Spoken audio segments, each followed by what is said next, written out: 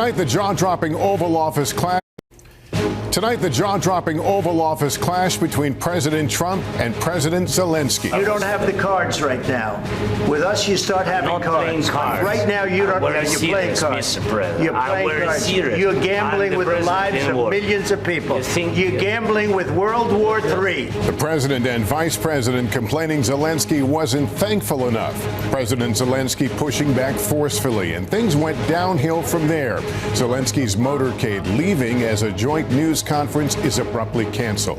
The minerals deal President Trump demanded unsigned. It comes just days after Trump basically called him a dictator as the war rages on 3 years since Russia's invasion. The new details in the death of Gene Hackman and his wife, what happened with his pacemaker, and what authorities are now ruling out. The CDC putting out its first advisory on measles, the new states with cases, and the rush to vaccinate children as the disease more contagious than COVID or flu spreads quickly. A new setback for the Pope's health as he battles double pneumonia. An inside look at the devastating toll bird flu is taking on farmers and the long road to rebuild their flocks. And the good news, something's brewing for the next generation of distilleries. This is NBC Nightly News with Lester Holt. Good evening and welcome. We start tonight with that photo op that devolved into an uncomfortable spectacle the whole world is digesting tonight. President Trump and Vice President J.D. Vance publicly unleashing their anger on Ukraine's President Zelensky. In raised voices, Trump and Vance dressing down the Ukrainian leader, accusing him of being ungrateful and of disrespecting the United States. The clash between allies occurring as the leaders met to carve out a deal for Ukrainian minerals prized by the United States. Tension spilling over when Zelensky challenged Vance over his belief that diplomacy is the path to peace. Before it was all over, Zelensky was literally shown the door. White House officials say he was asked to leave. A press conference featuring the two presidents abruptly canceled. President Trump later posting on social media, Zelensky is not ready for peace. Our Gabe Gutierrez has the story. Tonight, Ukraine's President Volodymyr Zelensky leaving the White House early and empty-handed after a stunning shouting match in the Oval Office. You're gambling with the lives of millions of people. You're gambling with World War III. Barely an hour before, the visit had started with a cordial handshake, a joke, and kind words. It's an honor to have President Zelensky of Ukraine, and we've been working very hard, very close. Both leaders had planned to sign a deal giving the U.S. access to Ukraine's rare earth minerals, designed to pay back the U.S. for billions of dollars in aid, seen as a crucial step for a possible broader peace deal between Ukraine and Russia. I think that President Trump on our side. But Zelensky also disagreed with Trump, arguing the U.S. must offer security guarantees in any ceasefire deal. That's why we will never accept just ceasefire. It will not work without security guarantees. Soon, the meeting took a sharp turn when Vice President Vance mentioned talks with Russian President Putin. The path to peace and the path to prosperity is maybe engaging in diplomacy. That word, diplomacy, prompted Zelensky to interject that Putin had broken a ceasefire before. What kind of diplomacy, J.D., you are speaking about? What do you mean?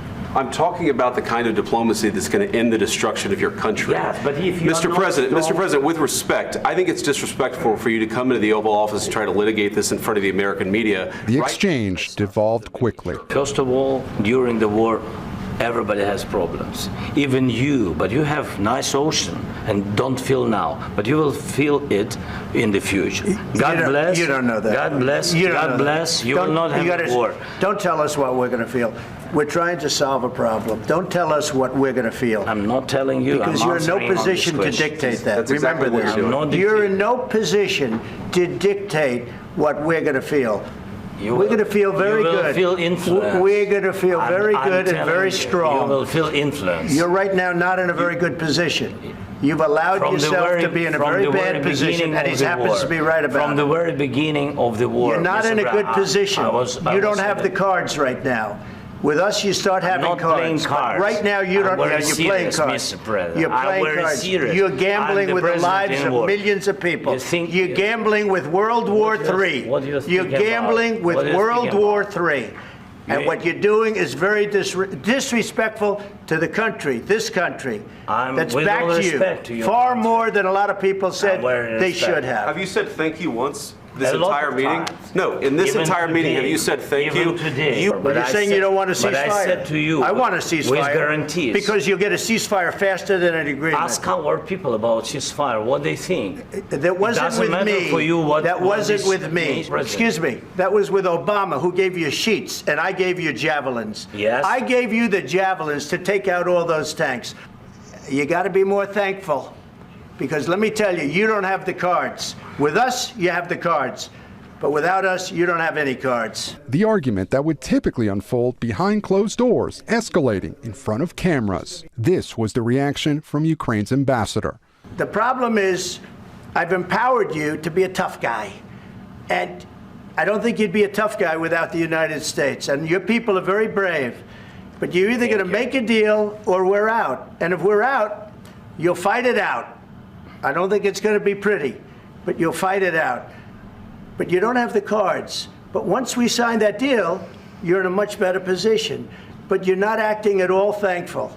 And that's not a nice thing. I'll be honest, that's not a nice thing. All right, I think we've seen enough. What do you think? Huh? This is going to be great television, I will say that. Minutes later, a White House official tells NBC News that Zelensky was asked to leave. A private lunch and joint press conference canceled.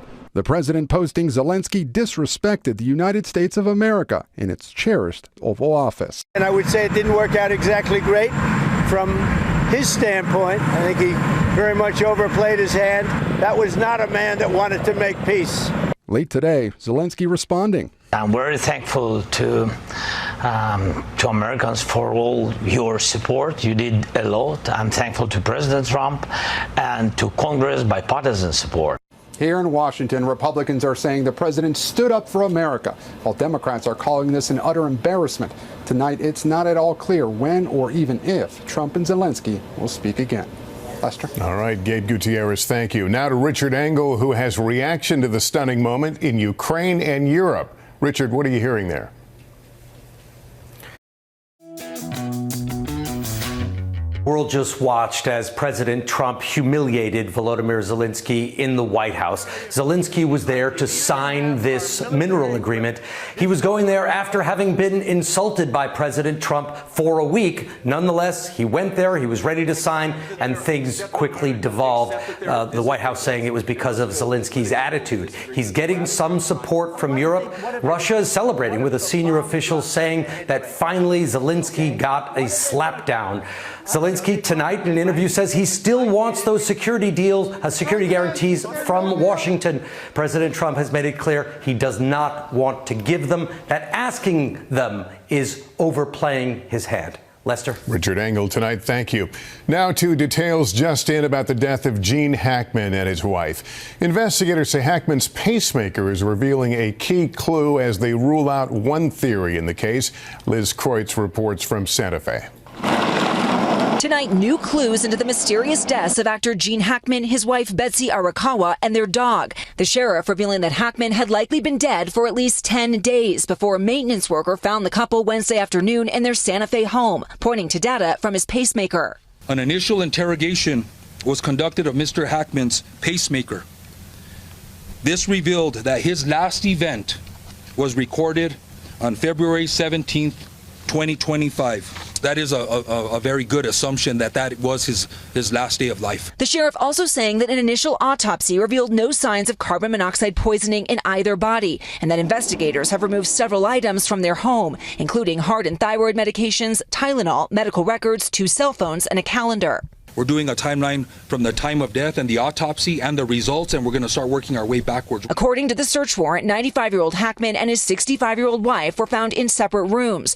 Arakawa found in the bathroom with prescription pills scattered on the counter, her body showing signs of mummification. Based on what you know about the conditions of both the bodies, who do you believe died first?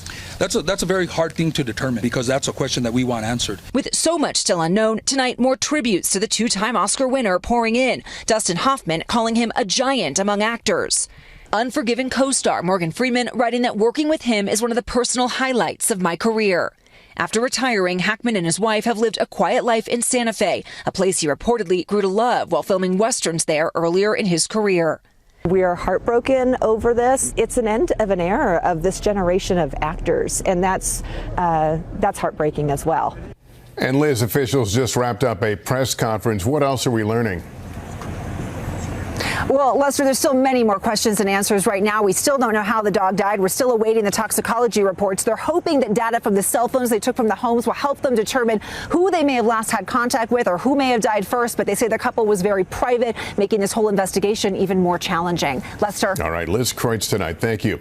This evening, a new warning from the CDC about measles as cases spread to more states. The worst outbreak in West Texas, where 20 people have been hospitalized. With more, here's Sam Brock. Tonight, there are now more than 160 measles cases in 10 states, with Kentucky and Washington reporting their first patients. But Texas has seen by far the most infections, 146 statewide, and the death of a 6-year-old child. San Antonio officials warning hundreds, if not thousands of people may have been exposed by a recent infected visitor.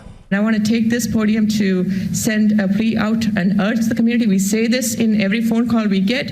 If you are sick, please stay home. Don't go to the movie theater. Don't go to, large restaurants. How infectious is measles? Measles is the most infectious virus that we know of right now. Dr. Ronald Cook oversees public health in Lubbock, Texas, a city where 20-plus children are currently hospitalized. That's a significant number. We consider children and young adolescents, young teenagers to be our healthy patient population. One mom in Lubbock who grew up in a developing country telling us why she's rushing to get her daughter vaccinated. I got measles as a kid because there was no vaccine. But here in America, basically it's free and accessible, and yet people choose to, ignore it. The CDC just issuing its first advisory since the outbreaks began in early February, including this reminder: vaccinations remain the best defense against measles infection. Dr. Caitlin Baston is New Jersey's health commissioner, another state that's seen an outbreak. It's critical to me that families can trust the information they're getting from health professionals. So I will tell you, again, vaccines are safe and effective. This is not up for debate. And late today, Austin officials also announcing their first measles case since 2019, a baby who had traveled outside of the country, and Lester was too young to be vaccinated. All right, Sam, thanks very much.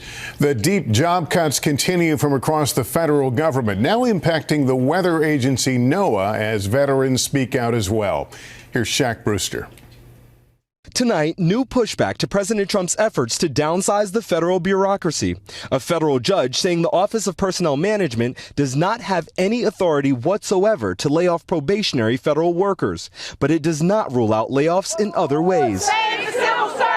Protesters today at a Detroit Veterans Medical Center. I was very sad. I was very confused. Among them, Kara Oliver, a Navy veteran who was a recreation therapy assistant and probationary VA worker at the hospital.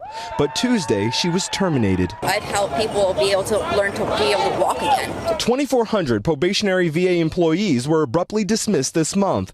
The VA says they were non-mission critical positions, saying the cuts will save more than $181 million a year. My thoughts went to the veterans, because then I started thinking, I'm the only person that provides these services in this facility. Meanwhile, more than 600 employees let go today at NOAA, the federal government's climate monitoring agency. These are folks who monitor extreme weather. A Trump administration official says no mission-critical functions were impacted. The White House says it's keeping the president's campaign promise to cut spending. The president vowing to protect veterans who make up roughly 28% of the civilian federal workforce. And we take good care of our veterans, so we're watching that very carefully, and we hope it's going to be as small a number as possible. but we are having great success in slimming down our government. Meanwhile, a second email asking federal workers to list their weekly accomplishments is slated to go out this weekend, according to a source familiar with the plans. Lester? Shaquille Brewster, thanks. In 60 seconds, the verdict in a major murder case, plus the Pope's sudden setback, what we're finding out about his health. We're back with a health setback for Pope Francis. The 88-year-old's respiratory condition worsened today. His airway suddenly constricted, making breathing more difficult. Doctors gave him oxygen. Pope Francis has been in the hospital since mid-month with pneumonia in both lungs. And tonight, guilty on all counts. That's the verdict in the murder and hate crime trial of a landlord charged with fatally stabbing a Palestinian-American boy after the October 7th attack by Hamas. Maggie Vespa joins us now from the courthouse. Maggie, the jury only deliberated 1 hour. Yeah, Lester, the jury clearly convinced by the prosecution's argument that 6-year-old Wadia Al-Fayumi and his mother Hanan Shaheen, who survived, were targeted because they're Muslim and Palestinian. Arguing back in 2023, their landlord, Joseph Shuba, became obsessed with the October 7th attacks by Hamas after the stabbings, comparing his tenants, they said, to infested rats. Prosecutors saying in closing arguments today, what do you do when you have an infested rat situation? You exterminate them. And that's what he did that day. Wadia's father speaking at a press conference today through an interpreter. People are telling me to smile. Maybe if I were one of you, I would be smiling, but I'm the father of the child, and I've lost the child, and I feel like this decision came a little too late. Shuba's attorneys tonight declining to comment. He faces the possibility of life in prison and is set to be sentenced in May. Lester. Maggie Vespa, thanks. When we come back here tonight, the growing bird flu crisis. Will President Trump's plan to fight it be enough to stop the spread? The Trump administration says it will put up to $1 billion into its efforts to combat avian flu and to help bring down egg prices. But will the plan be enough? Aaron McLaughlin put that question to one farmer hard hit. Farmer Doug Corwin's family has been raising ducks on this Long Island farm for generations. What does this farm mean to you?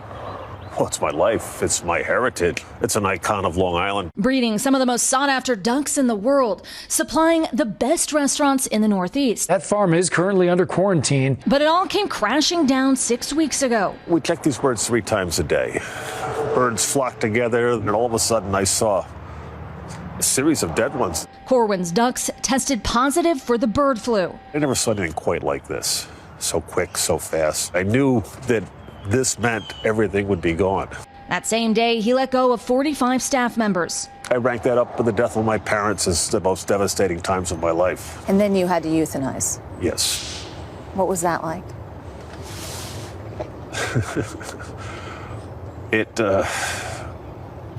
Sickening. Just a horrible, sickening, disgusting day after day feeling for about a week until all of a sudden you have nothing left. 99,000 prize ducks, his entire flock gone, now decaying in a barn on his property. Corwin's ducks now among the more than 166 million birds culled because of the bird flu nationwide since 2022.